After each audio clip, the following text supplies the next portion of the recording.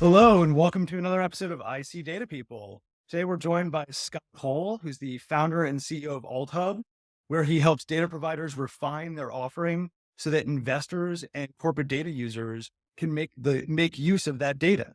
Prior to AltHub, Scott was a managing director of Briarcliff Hull, a sales consultancy.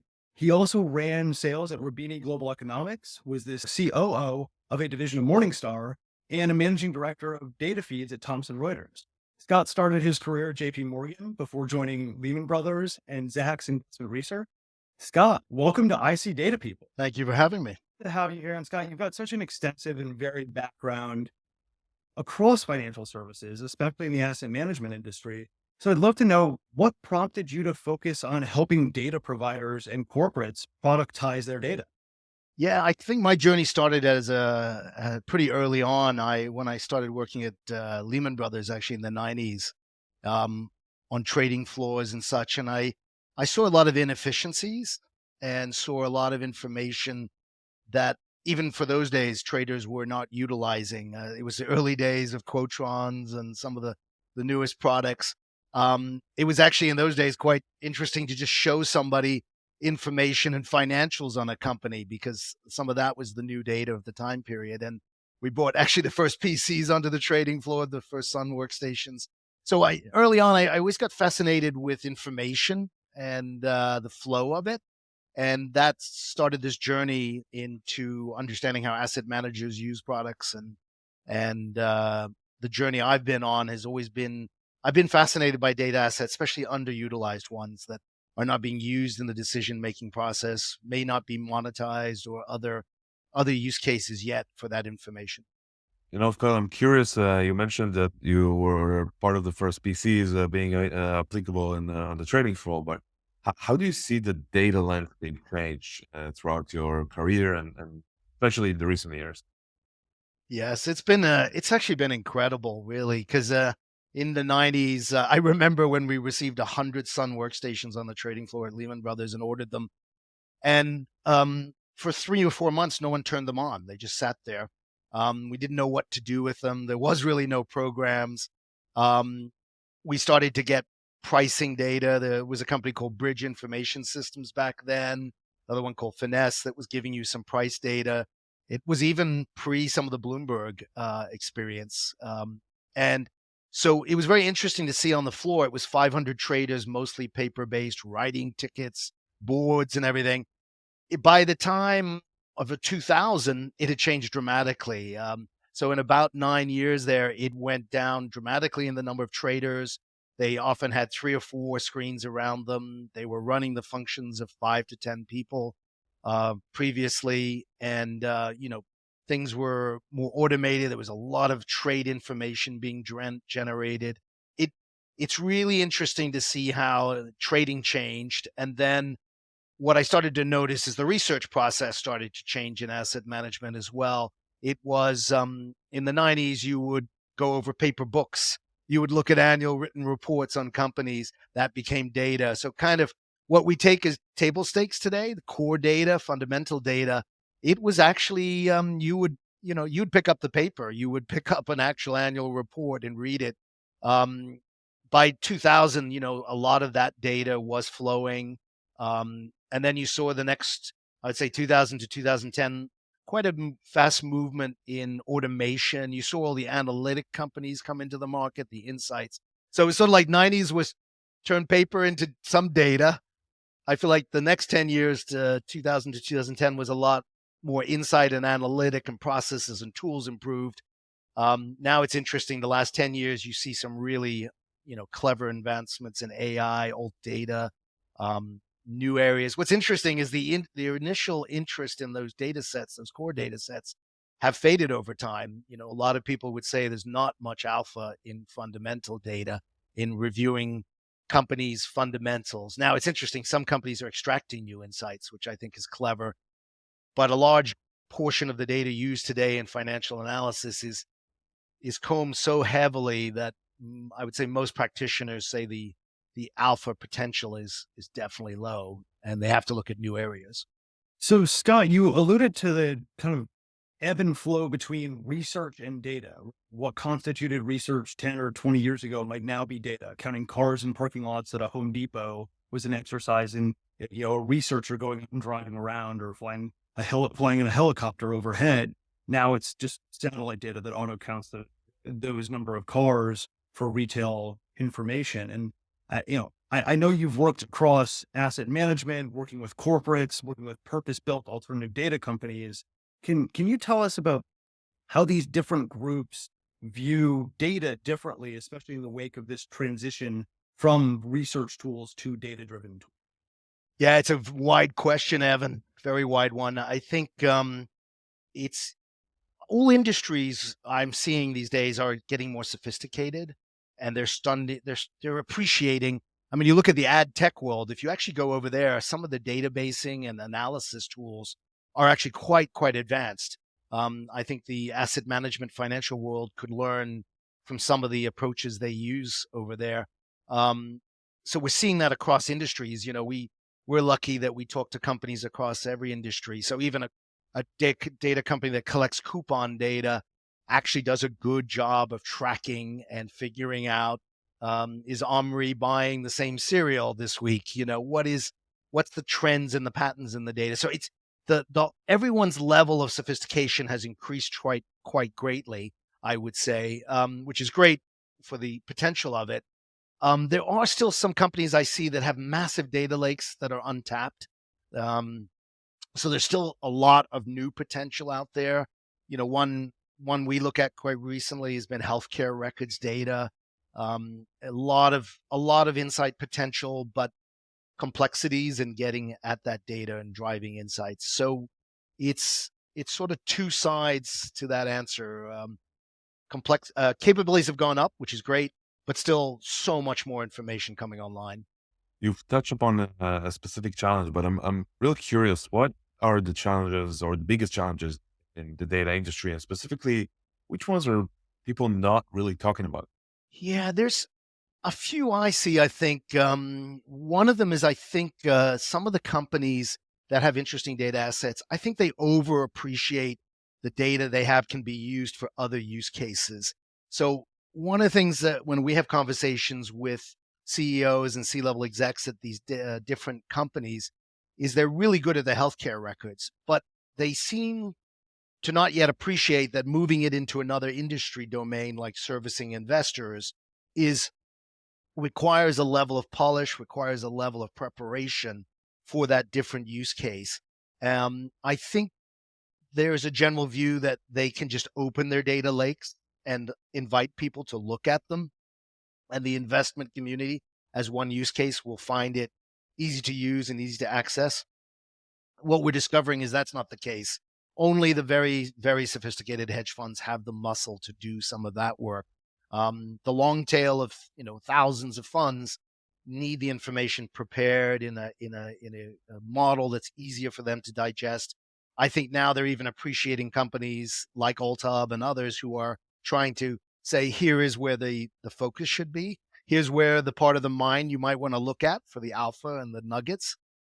So I think the tools and other things are moving up, but the challenge is there's still a bit of a gap between the preparation of the data sets and the amount of use cases, even in the investment world. I want to go a little bit deeper on this subject of challenges, but what is your most controversial opinion?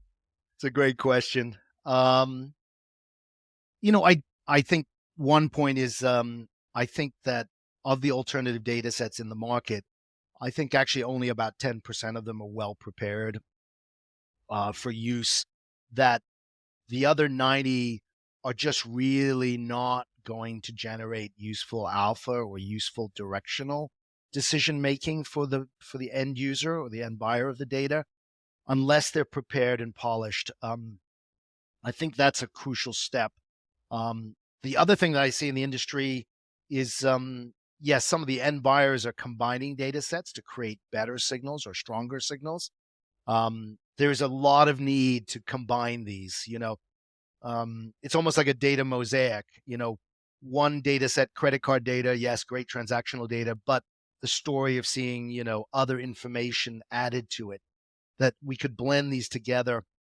I don't think yet someone has enough capacity yet to look across hundreds of alternative data sets to match them up and create a mosaic.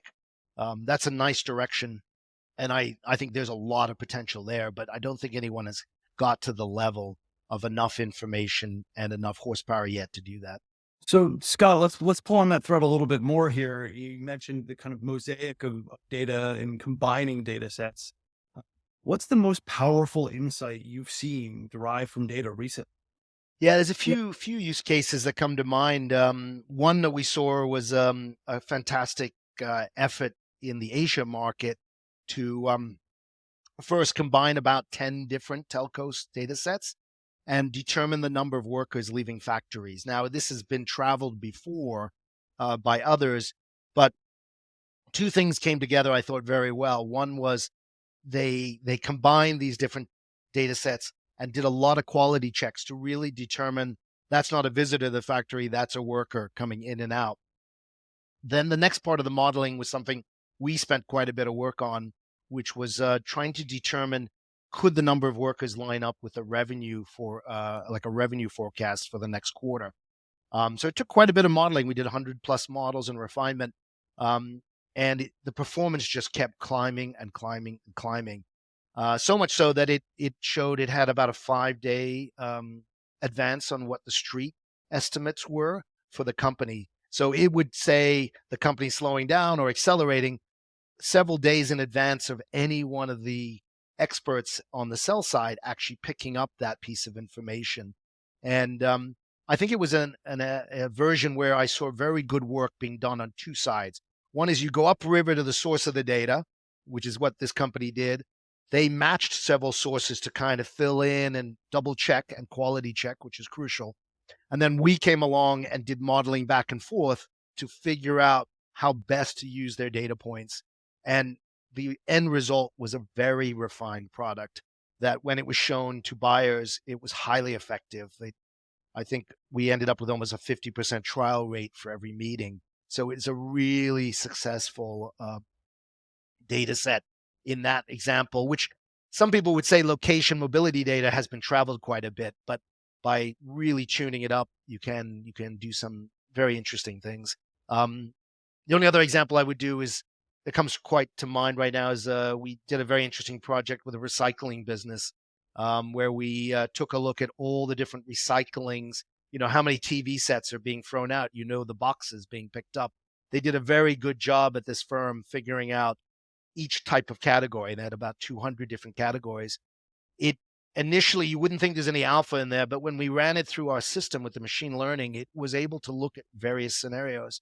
And it detected, very interesting, consumer buy slowdowns or increases. And it had no correlation to the Dow Jones. It was, I think, near zero beta, but it performed really well, telling you when to get out of the market. It was a really interesting risk indicator. And we would not have discovered it if that company had not taken great measures over 30 years to track everything. But then the advantage of using machine learning is it could play all those scenarios in a matter of weeks and figure out how to use the data. So it's super interesting examples there, Scott. And in fact, I find myself thinking about my own consumption behavior and during the peak pandemic, how many cardboard boxes I was throwing away from things I probably didn't need to be buying. But I think we'll kind of think about the future state of the world here. You've got 30-year history in the industry and probably have talked to more alternative data companies and more corporates about how to monetize and commercialize their data exhaust than almost anybody. Where's the data industry going? Where are we going to be 5 years from now? 5 years ago, the term alternative data was still fresh and new. Where are we going to be 5 years from now? Oh, I think a few predictions I think of. I think it'll become much more normal for these data sets to come online onto marketplaces. I do think these data sets will be a lot more refined. I think we're still in only the second, third inning of the alternative data potential. I think you'll see a lot more, I like to call it micro solutions. I think individual companies will work on something like the quality conversion effort, the modeling, the delivery and use cases into other platforms. I actually believe the old data category will become just as big as the fundamental core data categories, which is, there's well over 30 billion spent on pricing data, fundamental data, and other sets. I don't see any reason that old data will not become the next category. It happened in the past. People started with pricing data, became a $6 billion industry. The next one was fundamental, similar effort. Estimates, street insights, another one, index data. So we're just talking about the next category. I think the other thing that'll happen is I think some of the old data sets will be better married with fundamental information so that we probably won't call these things old data anymore. We'll just call it research data. It'll become part of the process. I actually think corporates will start to use more and more old data to run their own core business, really more insights. Right now, they're worried about shareholders and other things from a CFO perspective, but I think they'll start to become more conscious of this sea of data outside their corporate walls that actually gives an insight across their business. So I think things will flow much better in 5 years, Evan. There'll be better connections, and there's a lot of effort going on there. Of course, AI will change this too, because the modeling effort time, like even a business like us, what took us 6 to 8 weeks a year ago now takes 2 or 3 days. So, I mean, it is incredible the speed change that's going on right now. Scott, thank you so much for being a guest on IC Data People. Well, thank you guys for having me. I really, really appreciate the time. And it's nice to talk to two other data experts.